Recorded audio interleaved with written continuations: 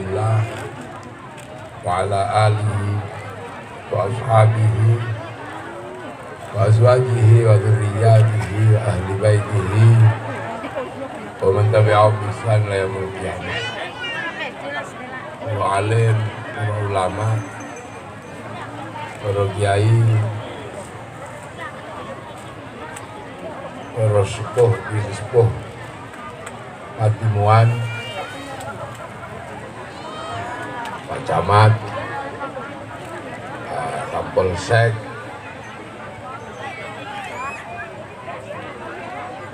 Yayatib,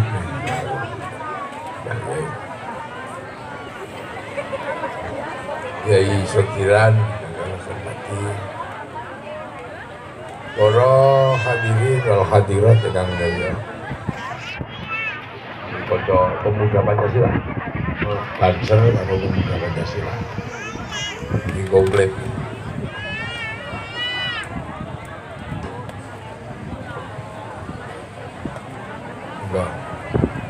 Alhamdulillah kita panjenengan sedaya tasih pinaringan nikmat, tasih pinaringan rahmat, tasih pinaringan keamanan bangsa kali negara. Bila sonten menika kita panjenengan sedaya memperingati kemerdekaan Indonesia ingkang kaping 37. Jadi acara ini acara kemerdekaan zaman.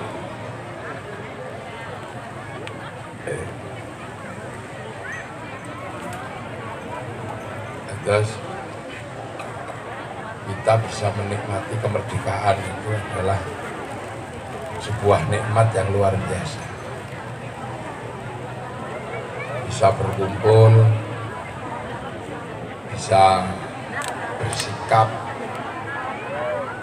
sebagaimana manusia merdeka, sebagaimana bangsa merdeka. Mila kemerdekaan ini diperjuangkan. Terus kita sakniki bisa ngrasakno duwe sawah, bisa ngrasakno duwe keluarga, saged ngrasakno nikmate duwe dalan, nikmatnya punya kehidupan itu karena kemerdekaan. Mila kemerdekaan itu diperjuangkan.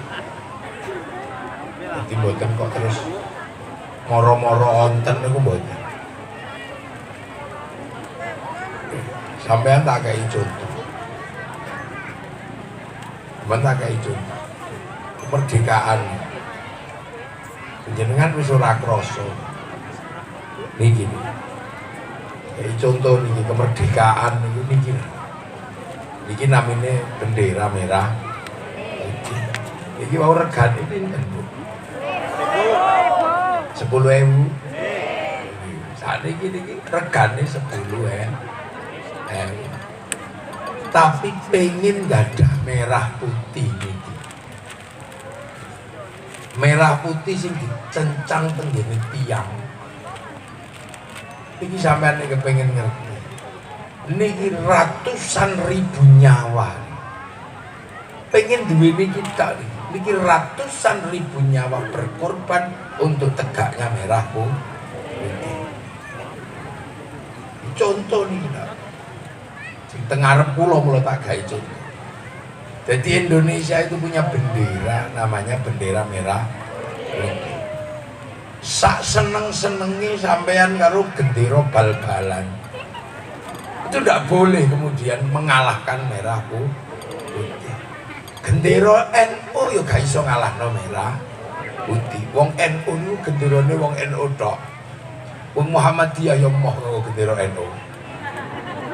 Kita Wong MTA ya betul purun ngangge gendera NU. Gendera NU niku gendera wong NU. Napa malih gendera la ilaha illallah sing warnane kuning. Niku namung genderane wong mati. Sampeyan ngenggo ya mau, ndak mau. Gendera la ilaha illallah sing warnane ireng, adeg niku genderane Hizbut Tahrir. Ndak bisa disandingkan dengan merah putih karena merah putih adalah genderane uang dari Sabang sampai Merauke. Kenapa ini ada? Karena ini diperjuangkan dengan darah dan nyawa. Wong Jawa nih begitu mengibarkan merah putih mesti digoleki londo. Dan taruhannya nek nyekel merah putih mati. Mila wong Jawa ora kurang akal dulu. Nek bikin rumah, nek ndamel omah dikei merah putih. Londo curiga dengan mata-matanya ini pasti untuk kemerdekaan. Wong Jawa ndak kurang akal. Cagake omah diparingi tebu. Lho kok ana tebune? Masih curiga cagak sijine diparingi klopo. Masih curiga cagak sijine diparingi gedang. Masih curiga cagak sijine diparingi pari. Masih curiga sisuke teko sak kanca nggawa tumpeng karo ingkung. Jare londo wong Jawa arep mangane angel. Tapi yang tidak diketahui Belanda, pada saat nasi habis, ayam dimakan habis, dan pada saatnya tiba padi mengering, tebu mengering, pisang rontok, kelapa rontok, apa yang tersisa? Merah putih tetap berkibar di dada kamu orang Indo. Lu carane wong Jawa pengen duwe iki tok. Teng Surabaya luwe gendeng malih. Mboten kesuwen begitu merah putih biru dipenek ngoten mawon. Diunggahi birune disuwek. Marahnya Belanda, marahnya orang-orang penjajah, mboten umum nesune. Sampai kemudian terjadi perang besar perkara napa? Pengen duwe merah putih. Pengen duwe ini kita. Sampai akhirnya terjadi perang. Jenderal Sekutu mati. Perkara niki awal. Akhirnya apa? Kiai Hasyim Asy'ari bikin seruan perang tanggal 22 Oktober yang dikenal dengan resolusi jihad, dan dari 22 Oktober seruan perang lahir peristiwa 10 November. Berapa ratus ribu manusia meninggal demi pengen duwe merah putih. Inilah harga diri bangsa kita. Dan merah putih direbut bukan untuk disembah, tapi ini adalah simbol harga diri bangsa. Mulane ana wong ngarani merah putih itu untuk disembah. Dia mengatakan itu bid'ah, itu musyrik hormat merah putih. Sementara merah putih sekarang tidak minta nyawa, mek jaluk tangan diangkat hormat merah putih. Nek ana wong di pikiran ngono, iki mesti zaman perang, Mbah Buyute turu ra melu perang. Jangan-jangan pas liyane perang ke Bandar Dadu. Pengen duwe merah putih. Betapa dulu ini minta nyawa. Orang-orang pemberani hadir, orang-orang pemberani berdiri di medan perang demi duwe merah putih agar anak cucunya punya harga diri. Merah putih. Makanya biar wong-wong hebat. Jadi yang namanya kemerdekaan itu hadir bukan karena turun. Ketika kemerdekaan mau diambil, ketika kemerdekaan kita dirampas, onten tiang agung saking Jawa Tengah, naminipun Jenderal Sudirman, paru-paru ini setunggal, paru-paru satu tetap berangkat perang melawan penjajah. Demi siapa? Demi masa depan anak cucunya hidup tentram merdeka di negeri sendiri. Mula sampeyan kudu eling Jenderal Sudirman perang demi bangsanya dengan paru-paru siji. Mosok awak dewi lihat pengorbanan para jenderal perang, para jenderal-jenderal berperang untuk negaranya. Bahkan Jenderal Sudirman paru-paru ini siji tetap modal perang. Mosok awak dewi kadang gudiken BPJS Rumudun ngamuk terhadap Indonesia. Ora imbang blas. Ketika Bung Karno menyatakan atas nama bangsa Indonesia, Soekarno-Hatta. Ketika Bung Karno mengatasnamakan atas nama bangsa Indonesia, Belanda bertanya, negara mana yang berdaulat yang menyerahkan kedaulatannya untuk Indonesia? Di konferensi meja bundar, Bung, Anda mengatakan bahwa atas nama bangsa Indonesia, Soekarno-Hatta, negara berdaulat mana yang menyerahkan kedaulatannya kepada Anda? Yang jawab bukan Bung Karno, yang jawab adalah raja-raja Nusantara yang berdaulat, punya tanah, punya negara. Raja Jogja menjawab, tanah kami, negara kami kita serahkan pada NKRI. Raja Solo mengatakan yang sama, Raja Aceh, Raja Palembang, Raja Kalimantan, Raja Sulawesi, seluruh raja-raja mengatakan tanah kami untuk NKRI. Raja Jogja dari Purworejo sampai Ponorogo. Kenapa kita tidak bisa mengambil sikap seperti itu?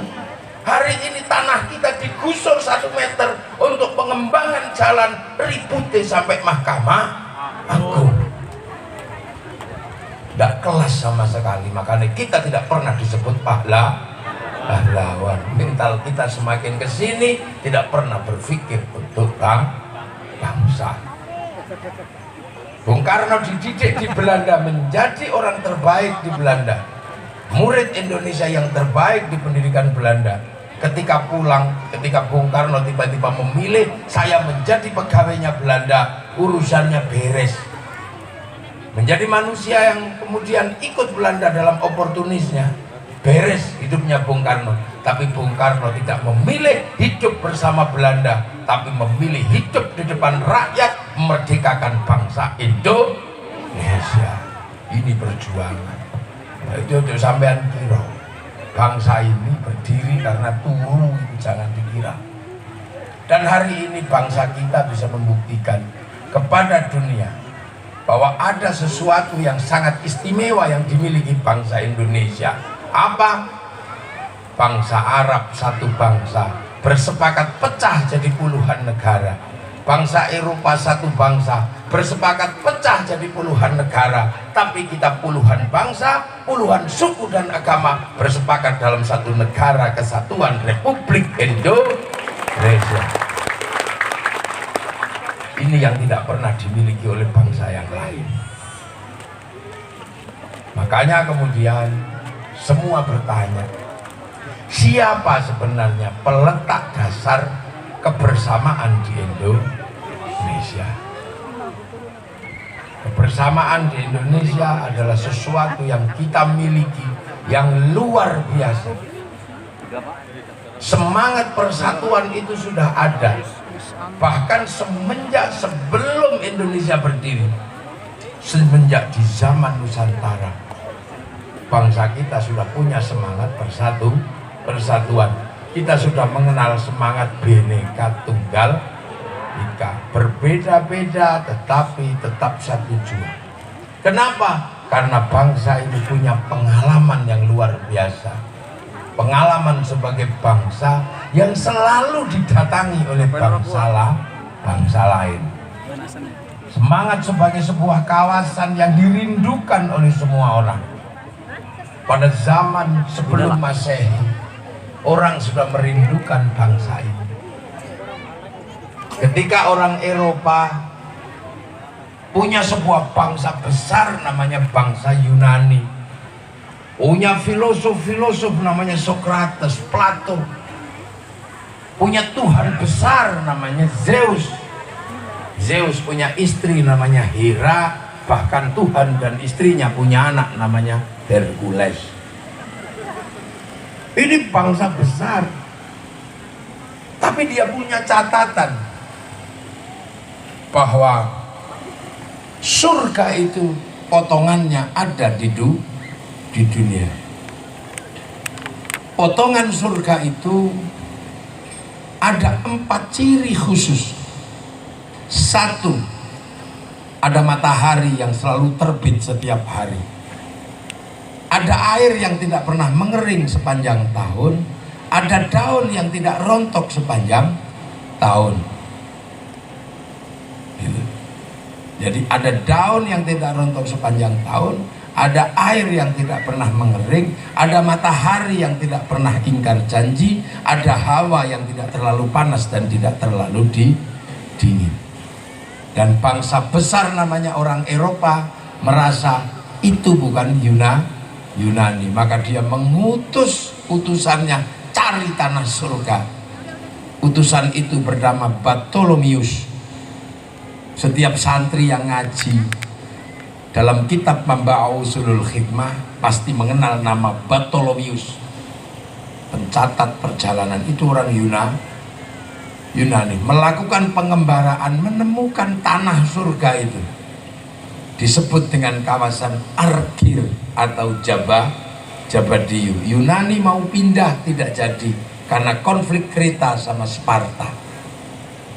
Akhirnya muallim kapalnya yang bergerak mencari tanah surga, akhirnya ketemulah tanah surga. Muallim kapalnya adalah orang India.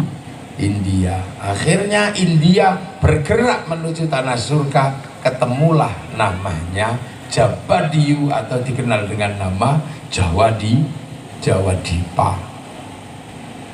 Kemudian bergeraklah mereka ke sini, ketemu dengan tanah itu.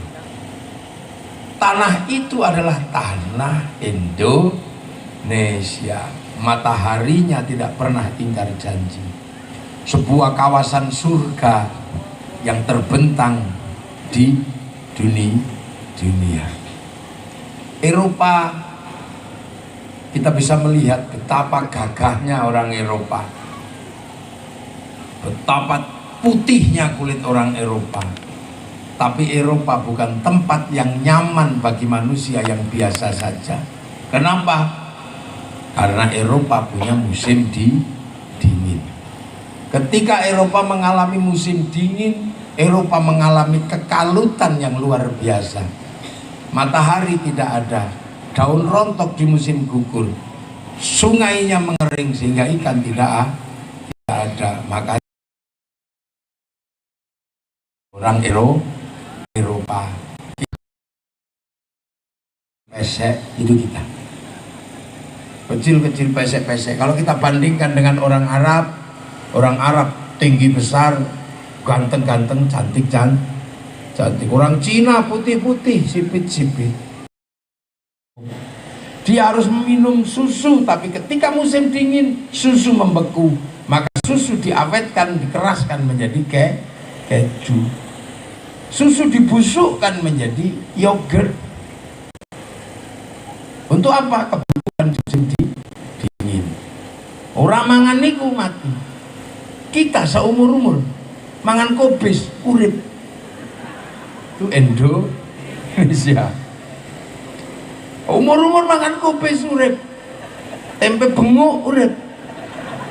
Betapa indahnya jadi orang Indonesia. Orang Eropa kalau musim dingin kehilangan matahari. Kulit perempuan Eropa kalau sudah kehilangan matahari berubah bintik-bintik kayak kulit tekek. Pigmennya hilang. Makanya ratusan juta harus dipersiapkan. Kalau musim dingin terjadi, mereka pergi ke negeri yang punya matahari. Tujuan mereka Indonesia. Makanya ketika musim dingin mereka datang berjemur ke Indonesia, cuman pakai BH sama cawet tok. Yang harus kita ingat, itu bukan pornografi, tapi itu adalah DD. PP. Ya, itu berjemur, bukan pornografi. Maka kita jangan salah paham. Makanya pemerintah jangan pernah membuat kebijakan peraturan dengan sebuah dasar undang-undang turis masuk ke Indonesia harus pakai jilbab. Ini harus kita paham. Kita punya bangsa. Sementara kita setiap hari bisa melihat matahari. Makanya orang Eropa kalau matahari terbit pertama kali, dia tunggu di balkon-balkon menunggu matahari terbit. Adalah keindahan luar biasa karena mereka ditinggalkan pergi matahari. Makanya ngapain kita ikut-ikut lihat matahari terbit? Mana nak lihat matahari terbit? Alasan pacaran, alasan lihat matahari terbit. Mereka merindukan orang kayak kita. Orang Eropa kalau musim dingin nggak punya daun. Seluruh daun rontok di musim gugur. Satu-satunya daun yang tidak rontok adalah daun cemara. Makanya mereka tidak bisa nyayur cemara.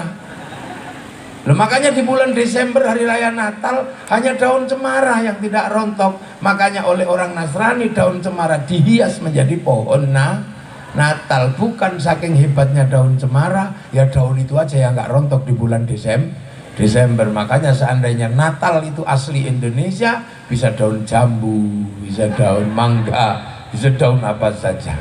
Makanya bisa daun bayam. Makanya nggak usah marah. Jangan tanam cemara di depan masjid kami. Itu pohon Kristen. Semenjak kapan pohon punya agama? Pahami. Mulailah kita pahami. Loh. Jadi mulai kita pahami seperti itu. Orang Eropa kalau musim dingin butuh pemanas, musim panas butuh pendingin. Makanya energinya tidak boleh kurang, listrik tidak boleh mati. Begitu listrik mati, musim dingin nggak punya pemanas, musim panas tidak punya pendingin. Makanya orang Eropa berjuang memproduksi air condition atau AC. Orang sini tidak panas, tidak dingin, nggak terlalu butuh AC, cukup sarung. Nek kepanasan kebut-kebut sarung, nek kademen kemulan sarung. Aduse anduk sarung. Betapa enaknya kita jadi orang Indonesia. Loh, ini yang kadang kita nggak paham. Firman Allah, waja'alnakum syu'uban wa qabaila lita'arafu. Ku bikin kalian berbangsa-bangsa dan bersuku-suku. Mesti kita mulai mengenali diri sendiri. Kita kadang tidak kenal. Makanya tiba-tiba kita merindukan jadi orang Eropa. Rambut hitam di merah-merah, dicet abang akhirnya jadi LKMD, londo komengen dasi. Ini kesadaran berbangsa.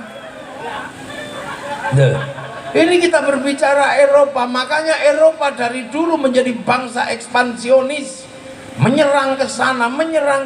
Untuk apa? Bertahan di musim dingin. Makanya mereka pikir teknologi, pikir apa? Karena ada musim dingin. Musim dingin sesuatu yang sangat mengerikan di Eropa. Kita nyaman, nggak panas, nggak dingin. Bahkan di alun-alun Patimuan kita merasakan hawa dingin yang luar biasa. Itulah Indonesia. Sampean berbicara tentang bangsa yang ganteng satu lagi namanya bangsa Arab. Panasnya luar biasa. Air tidak ada, pohon tidak ada. Makanya satu pohon untuk berteduh bisa perang antar suku karena nggak punya pilihan lain. Di sini satu pohon nggak boleh tempat berteduh, cari pohon yang lain gampang. Sana sumur bisa menjadi landasan perang antar suku karena membuat sumur yang keluar airnya sulitnya luar biasa. Tapi di sini semua bisa cari sumur. Makanya ketika Mongolia menyerang Arab, sungainya diracun, semuanya mati karena sumber air dari sungai. Mongolia masuk sini, dihajar sama Kertanegara habis karena kita tidak bisa diracun oleh sungai karena kita punya sumber air sendiri-sendiri di dalam sumur. Nah itulah makanya orang Arab dibikin cantik sama ganteng. Karena kalau dibikin jelek terus tidak mandi, jeleknya luar biasa.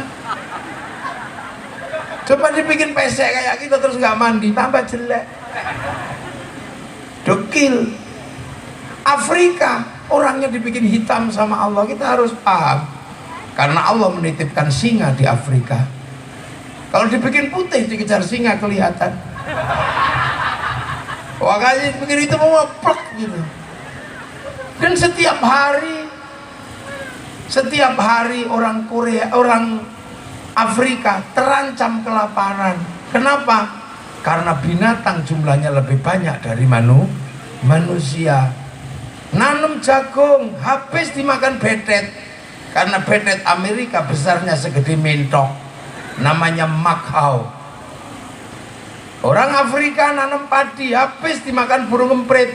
Karena burung emprit Afrika jumlahnya jutaan, diekspor ke Indonesia satu harganya 30 juta, namanya blackstrut. Ini orang Afrika. Nanam telo habis dimakan celeng, nanam pisang habis dimakan monyet. Karena monyet Afrika gedenya sak sapi, sekali makan sak tandan, namanya gorila. Bangsa yang tidak nyaman. Orang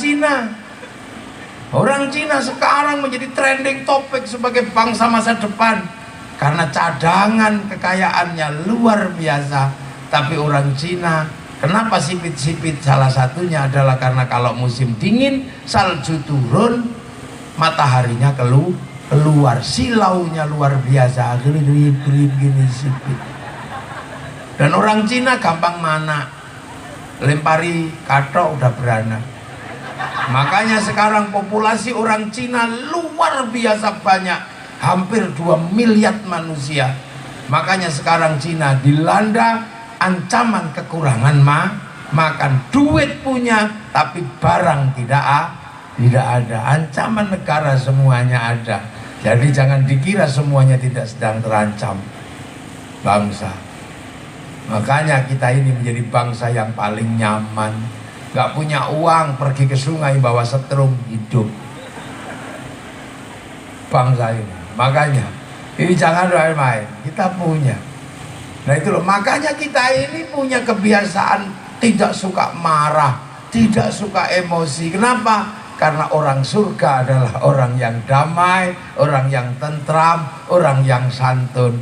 Kita punya bahasa yang indah, kita punya sopan santun yang berbeda dengan bangsa lain. Dan itulah modal kita menjadi orang Indonesia, bersatu. Makanya kita sebagai orang Islam pun diajarkan bagaimana menghargai Indonesia yang awalnya juga sudah bersatu. Makanya ketika itu kaum muslimin yang jumlahnya paling besar menghargai persatuan. Dengan cara apa? Menerapkan konsep yang diajarkan Rasulullah, kullukum ra'in wa kullukum mas'ulun an ra'iyati. Kita semua adalah pemimpin dan saling bertanggung jawab antara yang memimpin dan yang dipimpin.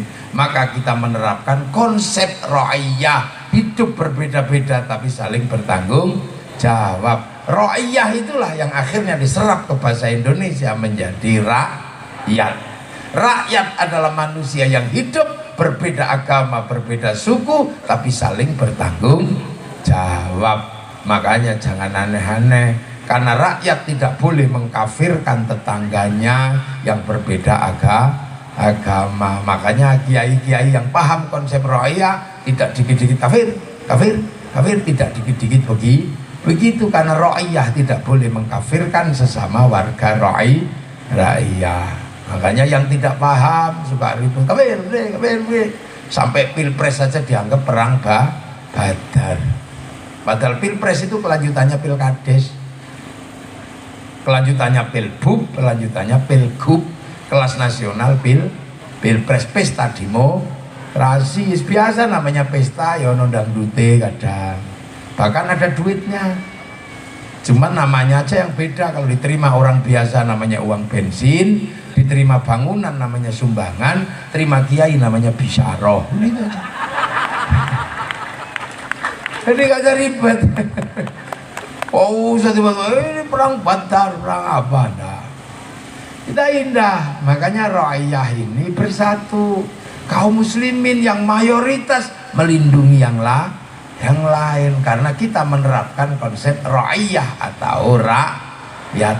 Makanya ra'iyah itu kalau ngumpul namanya musyarakah, yang dikenal dengan bahasa masyarakat. Lah kalau sudah terjadi perbedaan paham, musyarakah harus melakukan musyawarah, wasyawirhum fil amri. Jadi bermusyawarah dalam setiap persoalan. Loh, itu bahasa Al-Qur'an semua. Makanya kerakyatan yang dipimpin oleh hikmah, kebijaksanaan dalam permusyawaratan.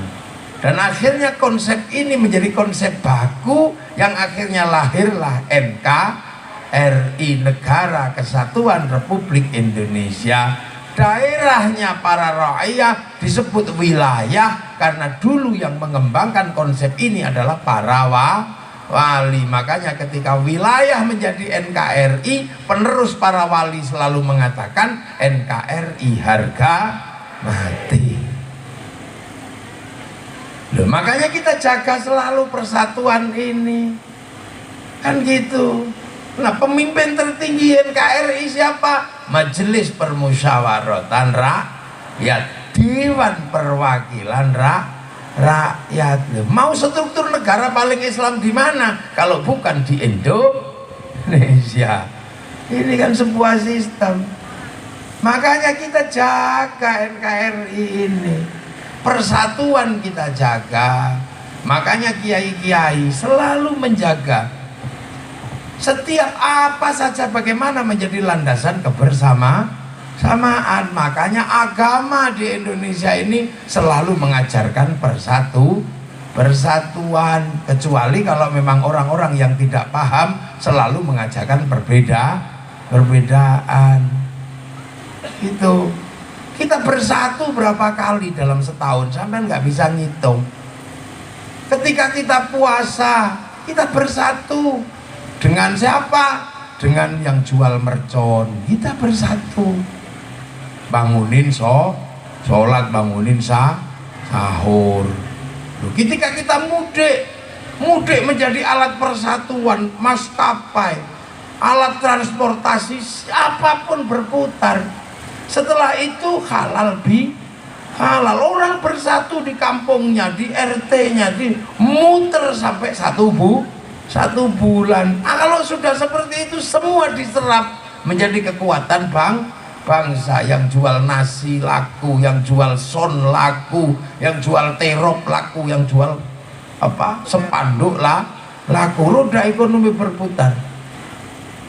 Halal bihalal semua terserap. Setelah halal bihalal, agama kita mengajarkan apa? Persatuan di bulan Dzulqa'dah. Apa yang terjadi? Bersatu untuk walimatus safar, pamitan haji, besek laku, sajadah laku, apa saja laku. Setelah itu pernikahan, mengajarkan persatuan, namanya walimatul arus. Di bulan Dzulhijjah semua nikah sana sini, yang jual pisang laku, jual besek laku, semua berputar. Setelah besar Muharram, peringatan Muharram dari kampung ke kampung selalu mengajarkan persatuan. Nanti tunggu lagi ada Safar, bubur Safar, tunggu lagi ada namanya Maulid, semua terserap. Kalau sudah Maulid, apa yang tidak terserap? Setiap hari ada kegiatan kebersamaan. Kemudian setelah itu Khol Syekh Abdul Qadir, di mana-mana orang ngumpul. Setelah itu Sya'ban, Rejepan. Setelah Rejepan peringatan Rojabiyah, Sya'ban, haflah pondok, semua mengajarkan persatuan. Dan pertanyaannya satu, kenapa itu tidak ditemukan di tempat lain? Di negara Islam yang lain itu tidak ditemukan, tapi itu ditemukan di Indonesia. Itulah cara agama merawat kebersamaan NKRI. Cara kita merawat. Makanya merawat NKRI, santri juga mengeluarkan modal. Modal sewa terop, modal beli kotaan. Untuk apa? Agar kebersamaan terjaga. Makanya ada orang-orang yang tidak suka kebersamaan, mengatakan itu bid'ah, itu musyrik. Sebenarnya dia cuma medit, nggak mau modal. Dan itu aja sebenarnya. Makanya inilah santri, karena kita penerus para wali, pemilik wilayah, maka kita selalu menjaga kebersamaan. Contoh, kita selalu bersama. Bahkan ajaran agama jadikan landasan kebersamaan. Zikir, berdoa. Berdoa itu sebenarnya sendiri-sendiri juga bisa. Sendiri-sendiri berdoa bisa, tapi di tangan para ulama berdoa tidak pernah meninggalkan jamaah ahli sunnah wal jamaah, menjalankan sunnah beserta jamaahnya. Makanya santri kiai kalau berdoa hanya kiainya yang berdoa, terlihat persatuan di situ. Kiainya berdoa, Bismillahirrahmanirrahim, alhamdulillahilladzi, alhamdulillah tumpengiana, alhamdulillah duitiana, alhamdulillah ana kabeh Allah, alhamdulillah ana ono kabeh. Itu santrinya cuman amin. Amin. Amin. Nanti kalau kelamaan amin. Kiainya wis paham langsung walhamdulillahirabbil alamin. Itu semangat kebersamaan seperti itu di tempat lain sudah nggak ada. Bahkan doa bersama disebut bid'ah, doanya sendiri-sendiri. Orang diajarkan berpisah dari jamaah sendiri-sendiri. Gitu. Bunyi juga nggak boleh. Akhirnya kasihan yang nggak mendengar, nggak bisa menirukan. Maka sampean jangan ikut kelompok yang ajarannya begitu. Sampai kiamat juga nggak bisa zikir karena nggak pernah dengar. Lu akhirnya kemudian yang berzikir, yang berdoa, semuanya tambah banyak. Pengen ikut, saya ikut berdoa. Akhirnya sama para ulama, ya sudah kalau gitu kita kumpul di alun-alun Cilacap. Kita bergerak ke alun-alun. Jadilah zikir akbar Kabupaten Cilacap, Istighosah Kubro Kabupaten Cilacap. Kalau sudah seperti itu, apa sampean tanya? Semua terserap ini beragama apa? Enggak ada yang tanya. Bakul bakso datang ke alun-alun, tukang teh datang, roda ekonomi berputar tanpa bertanya agamamu apa. Itulah persatuan yang dibawa oleh para ulama. Teko kabeh di alun-alun bersama, bakul bakso, bakul es teh, bakul aqua, teko kabeh, bakul nopo niku sepombok menika, teko kabeh, arum manis, kopi, teko kabeh tanpa bertanya agamamu apa. Karena ro'iyah bersatu untuk NKRI, roda ekonomi berputar, kerjasama antar rakyat terjadi, kebersamaan terjaga. Ono modale kan gawe pengajian niku ya ono modale. Makanya seluruh pekerjaan menjaga NKRI dibiayai oleh rakyatnya membiayai NKRI untuk menjaga persatuan. Tapi balik meneh wong medit mesti mengatakan itu bid'ah. Wong panjene tak mau jaga. Sholawat, amin. Lihat sholawat. Sholawat itu terserah sampai mau bersolawat model apa. Yang penting itu adalah kerinduan kita kepada Rasulullah. Orang Arab yang turunan Arab, sholawatannya model Arab. Marhaban ya nurul aini, marhaban, marhaban, marhaban, jantal Husaini, Allah marhaban, marhaban. Itu sing santri ya ngono. Tapi sing wong Cilacap sholawatannya ya gaya Cilacap. Ya Rasulullah salamun alaik, ya Rabi Aisyah. Udah nyantol langsung. Ya Rasulullah tanadeng, tanadeng.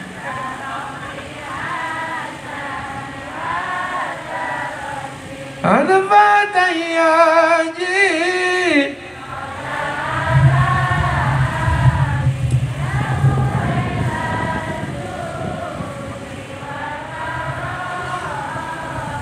Ya Muhailal Jud,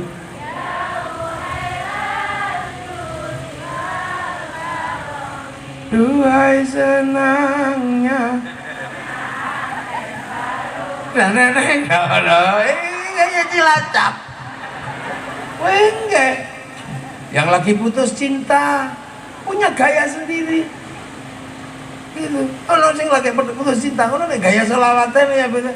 Ya Nabi salam. Ya Rasul salam. Ya Habib salam.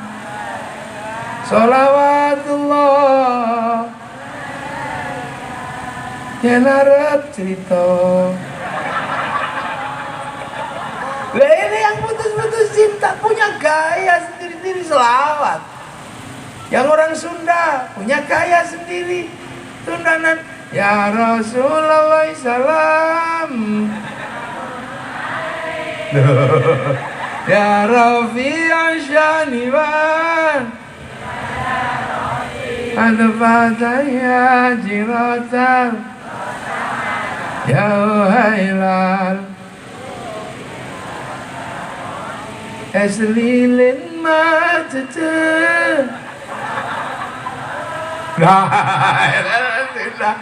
Iya, yang hobi rekreasi ya punya gaya sendiri. Yang hobi seneng-seneng itu ya Nabi salam alaika, ya Rasul salam salam alaika, angelian numpak kan gitu. Lah ini dinamika ini orang Islam Indonesia mencintai Nabi, tapi di tangan para ulama sholawat yang tadinya sendiri-sendiri diikat dalam satu jamiah sholawat, akhirnya semua ikut diajak ke alun-alun Cilacap. Lahirlah istilah Cilacap bersolawat. Kalau sudah datang ke Cilacap bersolawat, semua terlibat. Tukang parkir melu, bakul bakso melu, tukang sepanduk dateng, bakul slayer ya laku, sampai gagang pancing laku. Loh, roda ekonomi berputar. Lagi lo agama merawat kebersamaan. Yang lain mengatakan sholawatan bila sendiri di rumah. Makanya sampean kalau pengen agama terjaga, bangsa terjaga, kebersamaan jaga, tinggalkan ajaran-ajaran yang mengajarkan kita untuk selalu berbeda dan tidak berjamaah. Tinggallah. Itu begitu ngene payu kabeh. Napa malih nek sing dirawuhne Habib Syekh kain putih payu. Ya no ya. Lha payu.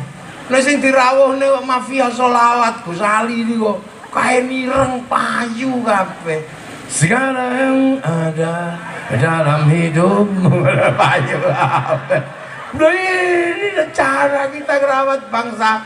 Tinggalan pejuang-pejuang NKRI. Gini gua pikir gini.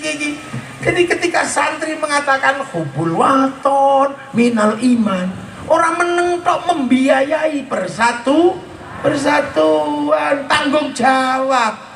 Muni hubul waton minal iman kok bisa-bisa dewe-dewe ndelik lho ora iso. Ana wong mati, ana sing mek diglundungno ngono tok plung wis. Kayak ngubur kucing ngono. Bahkan didongakno ora oleh. Tapi ulama dan kiai dengan dasar yang kuat tetap menyatukan ketika ada orang meninggal. Telung dino tadi siji rukun telung dinan. Pitung dino rukun sampai pitung dino, bahkan 40 hari bersatu dengan tetangga. 1100 hari, 1000 hari, setahun sekali jenenge khol. Kematian menjadi apa? Menjadi pengingat kebersamaan. Makame diziarahi, gurunya diziarahi, wali-wali diziarahi. Kalau santri sudah berbicara tentang merawat kebersamaan melalui orang-orang yang meninggal menjadi landasan kebersamaan, apa yang terjadi? Begitu ziarah, bis pariwisata laku. Mangkano sing di bis pariwisata jangan sekali-sekali bermasalah dengan santri yang suka ziarah. Kata sewa bismu. bis pariwisata laku.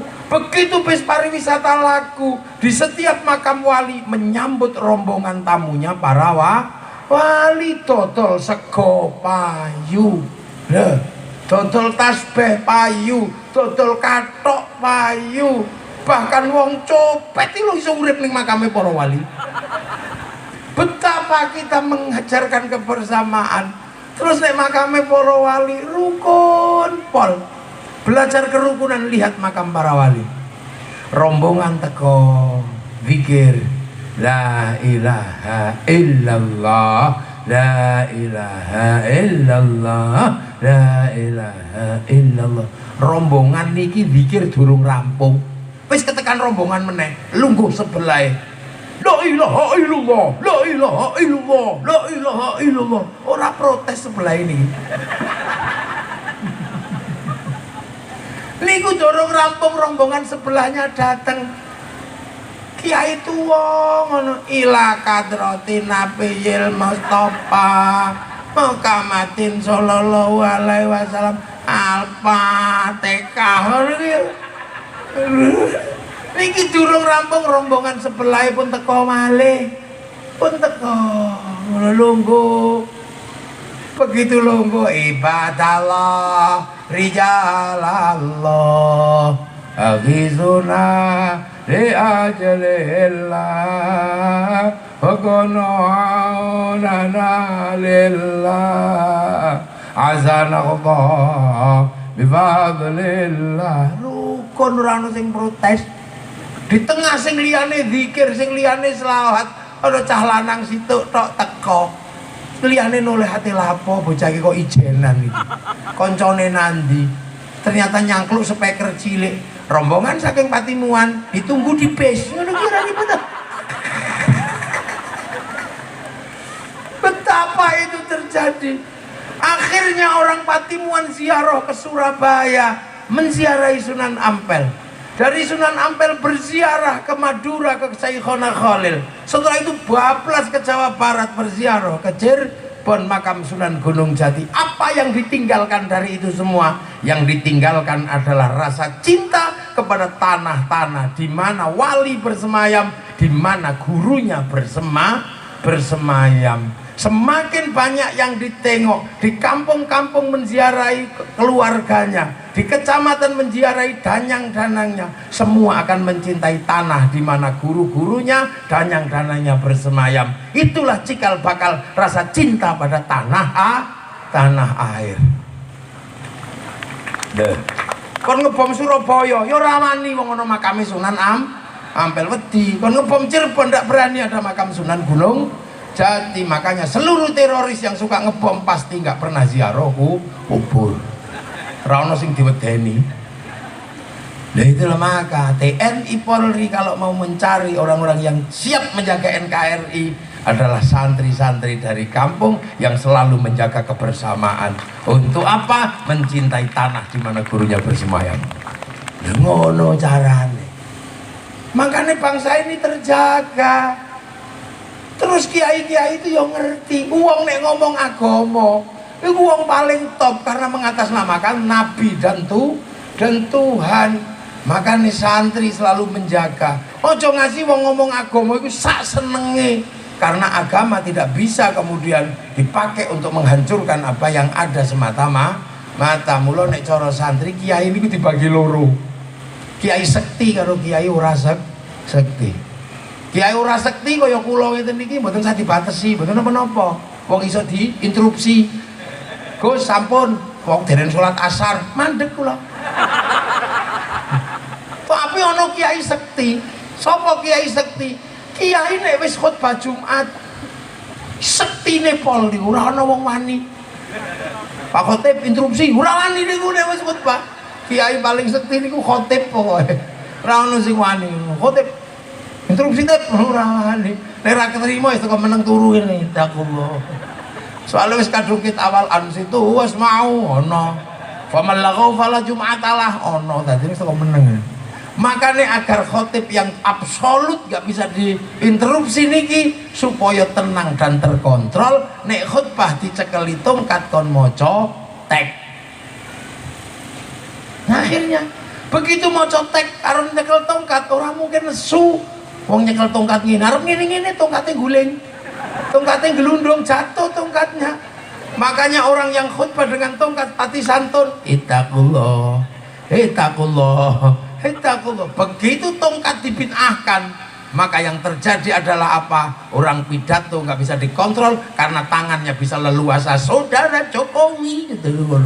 Makanya sampai nek golek masjid sing ribet mesti golek sing ra ono tongkat. Tongkat ini. Lu tepuk tangan sing banter, gak usah sungkan-sungkan, gak apa-apa. Dengar, itu caranya. Akhirnya bangsa ini terjaga, bangsanya terjaga, dan kita sadar betul wilayah persatuan. Makanya ketika diajak ngomong sesuatu yang menghindari persatuan, santri mau. Dan negara-negara yang mau membicarakan itu pasti hancur. Suriah itu negara maju, pendapatan per kapitanya surplus. Begitu mau diajak ngomong khilafah, hancur bangsanya, remuk sekarang. Libya begitu diajak ngomong khilafah, remuk. Indonesia dijak ngomong khilafah, ora. Kenapa Kiai kok nggak mau ngomong khilafah? Ikut tanda-tanda kiamat. Oh, tanda-tanda kiamat kok bahas. Sesuk nek wayahe teko ya mesti teko-teko dhewe. Kaya uwan rasa mbok bahas wayahe tuwek ya tuwek-tuwek dhewe. Nah, makanya begitu, ini bendera tauhid, ora iku bendera Hizbut Tahrir. Tapi kamu kalau anti bendera tauhid, bendera la ilaha illallah, kamu anti la ilaha illallah. Ora wong aku tahlilan ya la ilaha illallah. Disi aku bangane kowe. Aku wis tahlilan kowe lagi nggawa gendera. Telat le tekamu. Ngono. Telat kowe teko, lagi teko kok medhidhi tak tempiling. Tapi ini bendera la ilaha illallah. Iya aku ya duwe nek ana wong mati tak tutupi gendera iku. Tapi kamu aneh ora usah ngeyel. Aku ya mau genderane PKI Palu Arit. Tapi kowe ngerti ora? Aku nek ning sawah ya nganggo arit, lunga nukang ya nganggo palu. Tapi nek gendera mah.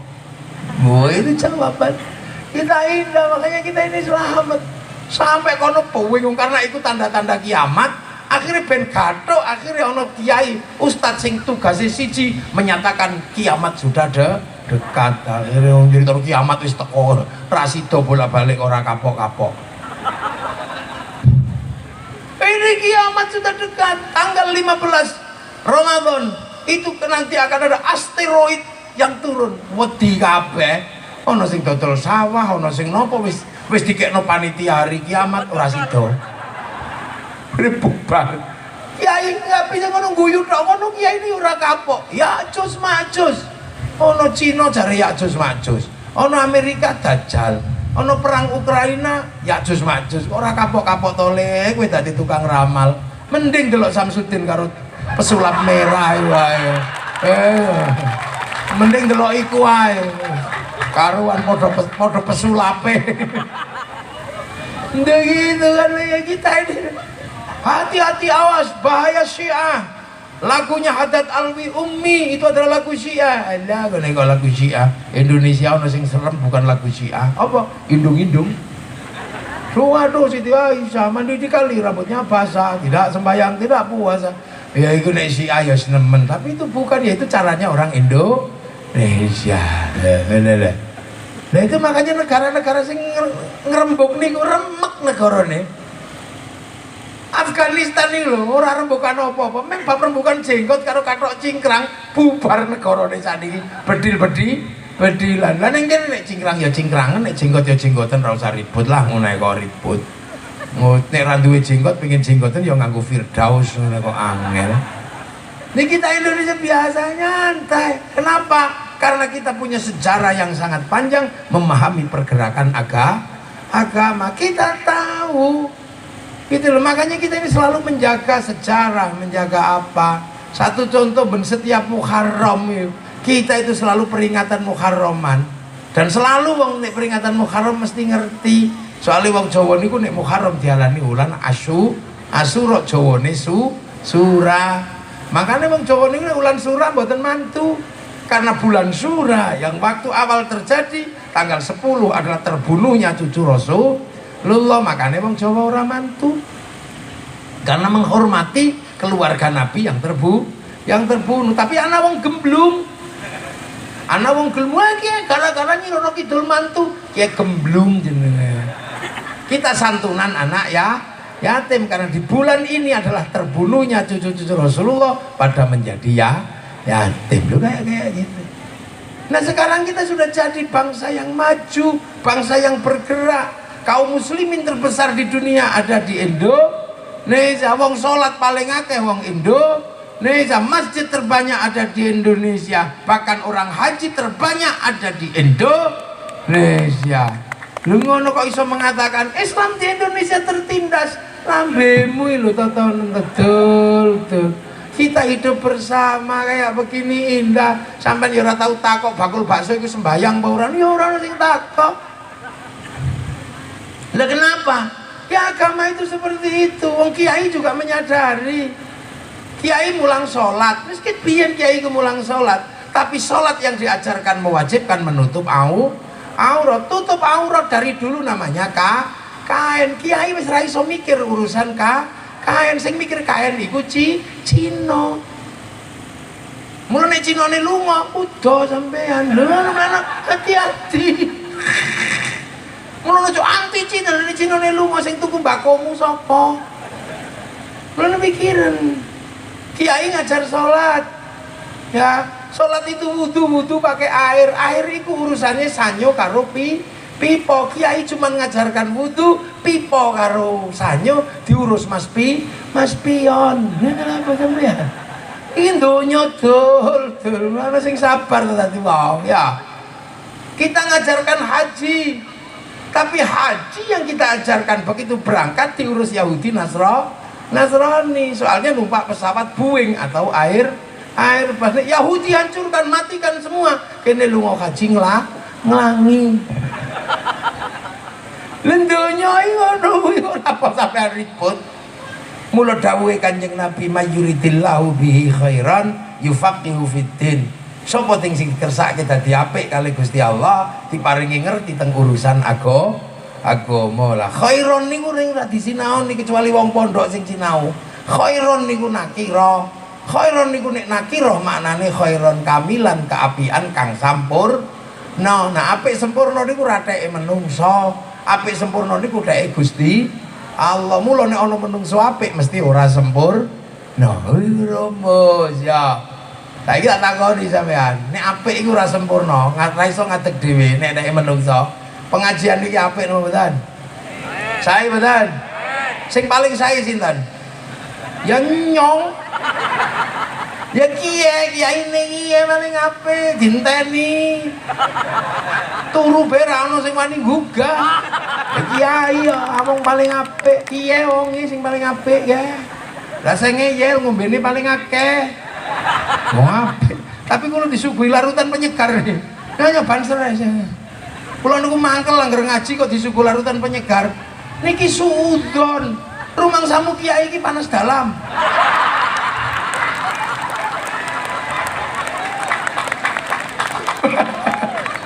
Oh, disuguh pokari. Rumangsane kiai iki kurang cairan. Aja suudon karo kiai. Kiai sehat sing ngene ae. Suguh sprite emang kiyaine kembung. Disuguh kopi emang kiyaine ngantuan. Ah, ora suguh tisu kiai ini keringetan soalnya. Lah, kiai ini paling apik, terlihat paling apik. Kalau pengajian ini baik, kiai yang terbaik.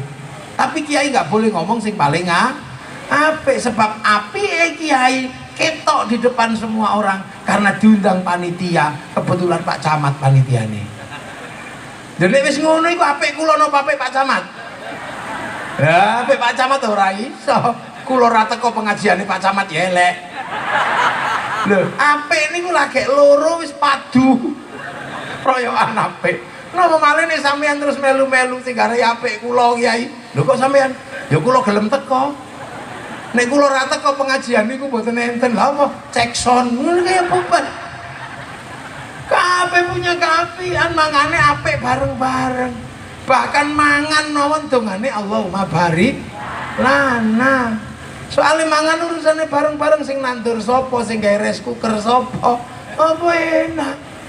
Wong Cilacap panganan enak soalnya diuyahi. Wong Cilacap ora duwe uyah. Sing diuyah wong Rembang. Tapi sampean apa ngerti waktu wong Rembang gawe uyah, tambah uyahe ra diuyui. Lho, mulane jaraknya deket, uyah, uyuh. Apik ra iso ngasih dhewe. Makanya gak bisa begitu. Pengajian ini dadi apik gara-gara ono tukang son, kan tukang sone kae. Nek tukang sone mangkel terus tiba-tiba dipateni ngono ya. Lah son niku ya ora iso sembrono. Sing gawe son iki wong Jepang karo wong Cina. Lho. Mangkane urip iki bareng-bareng. Maka jangan merasa kalau kita baik adalah baik sendiri. Lah kita ini mulane wong apik ya teko bakul es teh. Lah nggih lah nek ra ono bakul es teh, ra ono bakul pelembungan, sing cilik-cilik kok kon lapo? Sing cilik harus dijak pengajian ya mboten niku tuku jajan mula tugase bapak mari ki jajan go anak. Enake. Ya tepuk tangan no. Itu rampung. Ya makanya bangsa ini harus bergerak ke depan. Nah sekarang bangsa yang sudah kita nikmati ada tiangnya. Ono cagake. Apa cagake negara? Wong wedok almar'atu aimadul bilad idza saluhat saluhal bilad wa idza fasadat fasadal bilad. Nek wong wedok nek apik negarane apik, nek elek negarane elek. Elek apike wong wedok tergantung wong lanang. Sebab wong wedok niku sawah kang panggonane nandur nisa hukum harsul lakum wedok musawahmu. Nek pengen tanduran ke depan bagus openi sawahe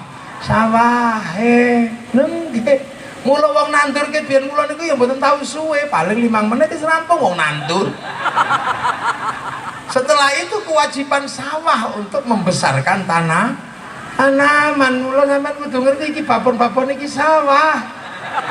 Loh, sampean pengen sawahe apik dandani, pengen tukulane apik sawahe openi sing apik, pengen tukulane apik, anake pengen apik kabeh, sawahe ora tau diurus kok kepengin gawe tanduran apik. Maka perempuan kita urus. Cara pertama kita urus. Saya harap bupati, saya harap camat, lurah dahulukan kepentingan perempuan. Dhisikno niki. Lho niki wedok niki sawah kok. Nggih. Lho bener. Lah ngajeng manggene niku mau. Niku nek ra ngeroyok mesti ra oleh niku.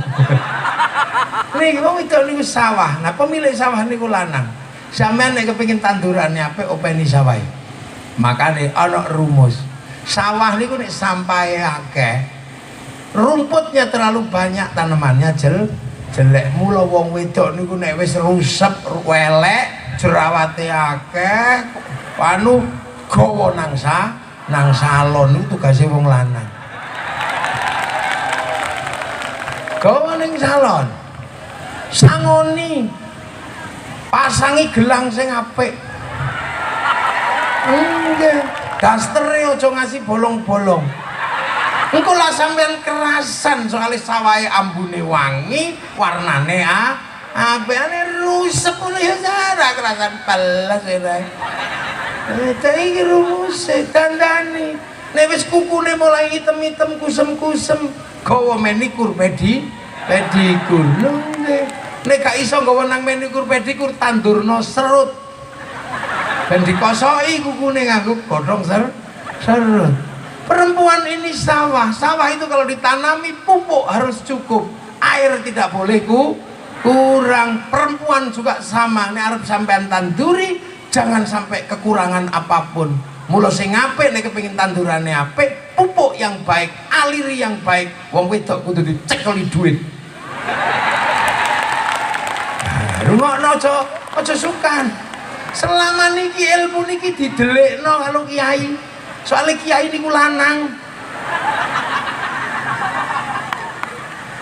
Enggak, wis kula blak-blakan mawon.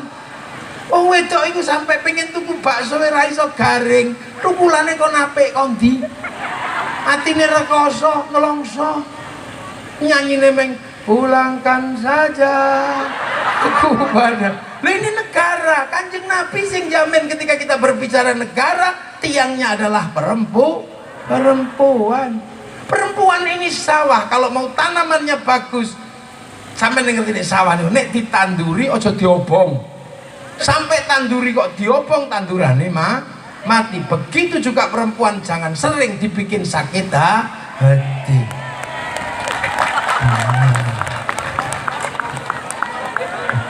Nggih pun bala kali nyong. Jangan dibikin sakit hati. Karena perempuan kalau sakit hati, hatinya panas, air susunya panas. Diminum bayi juga jadi bengek, mula ono tetek bengek. Tangannya panas, membelai anak tidak nyaman, ngiringi anak-anak tidak nyaman. Sementara laki-laki tidak pernah bisa mengganti kedudukan perempuan. Sampai kapan ra iso lanang gayane tok. Nggih gayane nuturi. Begitu anak ngising disiki ngene. Gendong anak, gendong lagi 5 menit mulet ngiwa mulet nengen. Nek wong wedok sapa 1 jam 2 jam tetep tahan ngene lho wong wedok. Lha mulane sampean jangan pernah mengkhianati, sakitkan hati perempuan. Kalau mau tanaman generasi bagus jangan sakiti wanita. Rungono iku aja meneng ae. Lho kula niku soalé napa? Kula ndek pengalaman. Kula niku tahu dadi wong wedok. Sampeyan rung tau ngerti ya, saya pernah jadi perempuan. Kula niki tahu dadi wong wedok, Pak. Asli ngangge shot. Sampai asli ngoten niku. Sampeyan tak critani kula dadi wong wedok riwayate niku. Kula wangsul ngaji. Omah niku berantakan, masya Allah. Kula ngomel kali bojo kula, Dek, omah kok berantakan kaya ngene lho. Tapi kan iki yo anakmu, Mas. Lah iya Mas, yo anakku, yo sing ngrewangi yo akeh kok sampe kaya ngene. Ngomel rumbul lagi head, lagi apa kok ngamuk. Akhirnya terucap dari istri saya. Sampeyan salirung tau ngrasakno dadi wong wedok. Coba nek wis tau ngrasakno dadi wong wedok. Akhirnya kula yo emosi. Iya, aku tak ngrasakno dadi wong wedok. Akhirnya terjadilah kesepakatan hitam di atas putih. Kulo bersepakat, ya wis aku genti dadi wong wedok 24 jam. Tertulis di atas materai niku, saya Ahmad Muwafiq dengan ini menyatakan akan mengganti seluruh peran perempuan. Aku akan jadi perempuan selama 24 jam. Dan kamu berhak melakukan apa saja di luar rumah dengan alasan-alasan yang kita sepakati. Tapi jangan pulang kecuali aku menyerah menjadi perempuan. Materai tanda tangan pon beres. Wong emosi. Bojo kula tak usir ki ngomah jam kalih dalu. Minggat teko ngomah. Wis aku dadi wedok. Wis kono milih mobil sing endi terserah. Mau tak gawani santri tak gawani dhuwit 10 juta. Mangano sak kancamu seneng-seneng ning njaba. Pokoke aku dadi wong wedok aja mulih nek rung tak telepon. Siap jarane kono. Yes, ngono mlayu deh. Bos senenge pol deh mlayu wis. Ra roh aku kok di sak kanca kok sak tak gawani santri nyeluk kanca-kancane mbuh mangan endi. Pokoke 10 juta. Kurang telepon tak tambahi kula ngoten. Akhirnya kula subuh dadi wong wedok. Mbukah anak. Nak tangi blas ra ono sing tangi.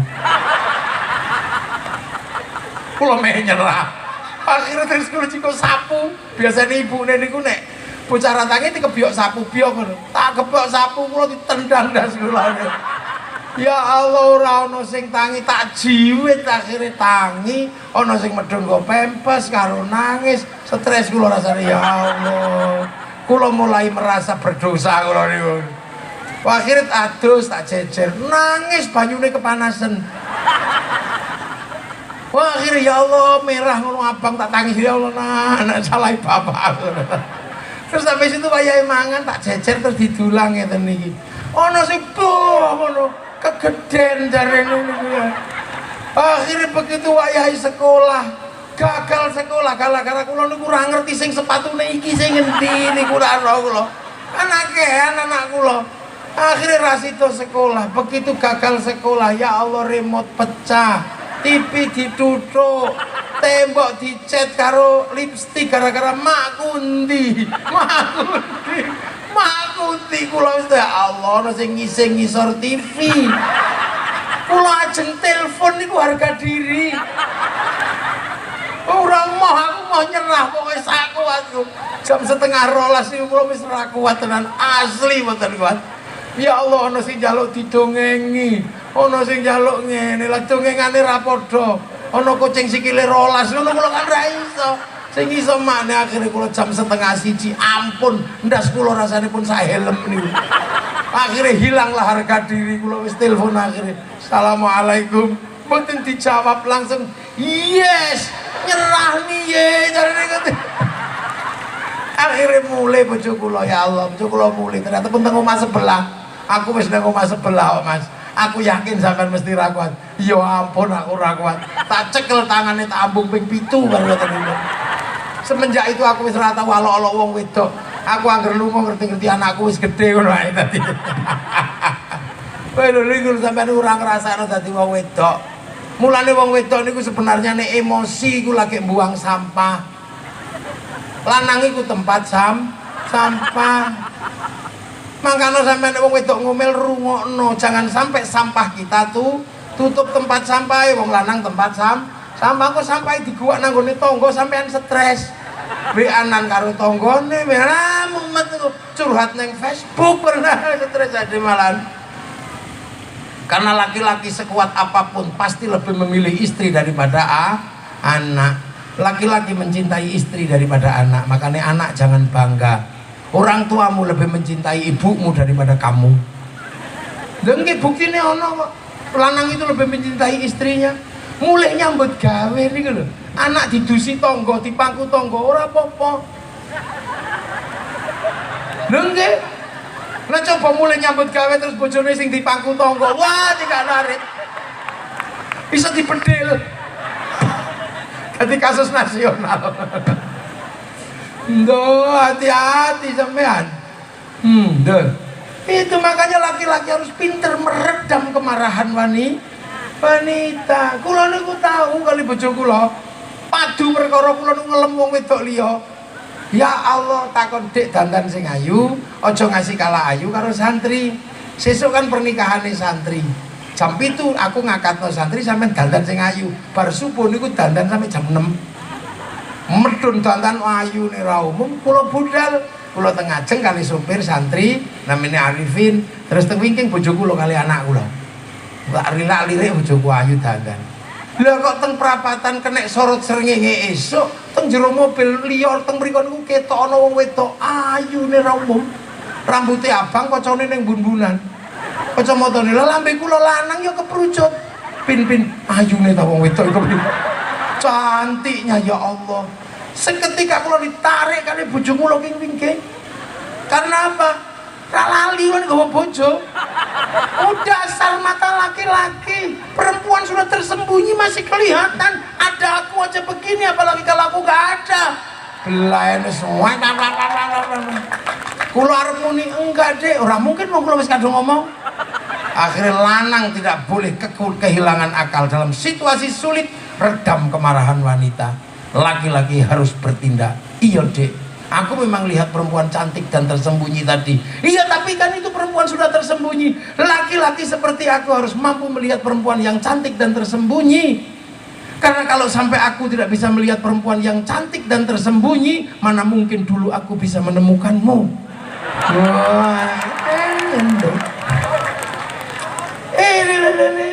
Wah, wah, ono ae lah ya iya lanang. Makanya wong lanang-lanang iki kudu ngerti. Karena kadang kalau kita nggak sabar, sampah dibuat ke mantannya. Makanya nek lanang kok duwe bojo, wianan karo mantane, tunjukkan kita laki-laki. Jangan membuat dia semakin emosi. Dek, ternyata kamu wianan sama mantanmu. Enggak Mas, enggak. Aku lihat kamu masih wianan sama mantanmu. Kalau kamu merindukan mantanmu, rindukan. Kalau pengen wianan, WA semuanya. Kamu hadirkan mantan-mantanmu di hatimu. Jangan kamu hapus nama mantanmu di hatimu. Karena sekarang tugasku yang akan menghapusnya. Aku baru lanang kok yakik. Nah kalau itu terjadi, bangsa akan bergerak ke depan seperti bangsa yang lain. Amerika sudah maju, Cina sudah maju, semua sudah maju. Tinggal menunggu kebangkitan Indonesia. Indonesia. Kenapa? Karena kita juga pernah menjadi penguasa dunia. Nah, itu cuk lali. Makanya bangga menjadi orang Indonesia. Jam piro nih? Jam gangsal. Maghribe jam pinten? Wah, isik iki iki durung rampung kula pembuk mukadimah durung rampung iki. Kula lak dereng mulai ngaji. Lha niki lho, nggih. Bangsa sudah maju, ke depan sudah maju. Tapi Amerika maju karena mencintai bangsanya. Film koboi diputar berulang-ulang berkali-kali. Untuk apa? Membangkitkan semangat kebangsaan. Lha niku film samurai, film nopo. Lha kita mulailah ceritakan yang bagus. Makanya sesuk meneh tak terus meneh nek ngaji yo sakniki sak menten mawon wis mulai ayo do salat asar. Dereng salat asar dereng. Pun bareng ngeten iki langsung salat asar terusane sok ben meneh wis wonten mawon nggih. Semoga-moga sedaya barokah. Nggih, NKRI menjadi NKRI yang manfaat barokah. Para pejuang syuhada mendapat tempat yang indah di sisi Allah Subhanahu wa taala. Kita tetap berbeda-beda tetapi tetap satu jua. Itulah Indonesia. Al-Fatihah. Ghairil maghdubi 'alaihim waladdallin. Amin. Assalamualaikum warahmatullahi wabarakatuh. Saya ditungani sekedap. Tungani monggo. أعوذ بالله من الشيطان الرجيم بسم الله الرحمن الرحيم اللهم صل على سيدنا محمد سيدنا رسول الله وسيد رسول الله أجمعين بسم الله الرحمن الرحيم الحمد لله رب العالمين حمدا شاكر حمدا حمدا في الحوائج يا ربنا كما ينبغي جل وعلا أشهد أن لا إله إلا أنت اللهم يا الله يا رب العالمين يا رب اجعلنا بها من أهل العلم وتقنا فيها في دنيا وآخرة صلاة وسلام يا سيدنا محمد يا جسر يا جنة مقبول أنت صبر جاجتي جاجة محمد جاجة الله أنت كرمتي كرمة محمد كما رضا أنت شفيع محمد يا شام القدر على الجليل أغشنا يا الله muka-muka pengajian wonten dinten puasa manfaat maslahat barokah fid dunya hatta akhirah. Alisna ya Allah, muga-muga sedaya masyarakat Kecamatan Petiman dadosaken tetep iman Islam fid wa dunya hatta akhirah. Rabbana atina fid dunya hasanah wa fil akhirati hasanah wa qina adzabannar subhana rabbika rabbil izzati amma yasifun wa salamun walhamdulillahi rabbil Fatihah. Ya kana matur mbah nuwun mugi-mugi pengajane Allah ki muwaffiq saged bekto kemanfaatan sedaya dumateng masyarakat Petimuan Allahumma amin. Tanggung jawab ya. Terima kasih.